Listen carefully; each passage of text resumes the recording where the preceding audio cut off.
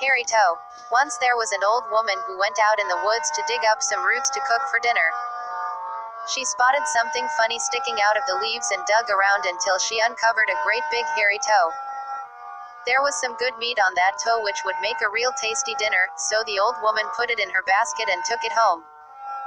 When she got back to her cottage, the old woman boiled up a kettle full of hairy toe soup, which she ate for dinner that night.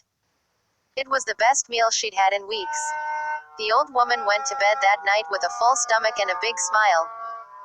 Along about midnight, a cold wind started blowing in the tops of the trees around the old woman's house. A large black cloud crept over the moon, and from the woods a hollow voice rumbled, "Hairy Toe. Hairy Toe. I want my hairy toe." Inside the house, the old woman stirred uneasily in her bed and nervously pulled the covers up over her ears. From the woods there came a stomping noise as the wind whistled and jerked at the treetops. In the clearing at the edge of the forest, a hollow voice said, "Hairy Toe. Hairy Toe. I want my hairy toe." Inside the house, the old woman shuddered and turned over in her sleep. A stomping sound came from the garden path outside the cottage. The night creatures shivered in their burrows as a hollow voice howled, "Hairy Toe.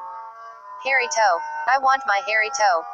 Inside the house, the old woman snapped awake. Her whole body shook with fright as she listened to the angry howling in her garden.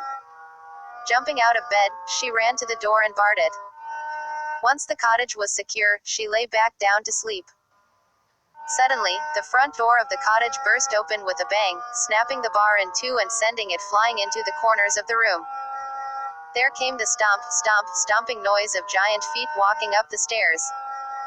Peeping out from under the covers, the old woman saw a massive figure filling her doorway. It said, "Hairy Toe. Hairy Toe. I want my hairy toe." The old woman sat bolt upright in terror and shouted, "I ate your hairy toe." "Yes, you did," the giant figure said very gently as it advanced into the room. No one living in the region ever saw the old woman again. The only clue to her disappearance was a giant footprint a neighbor found pressed deep into the loose soil of the meadow beside the house. The footprint was missing the left big toe.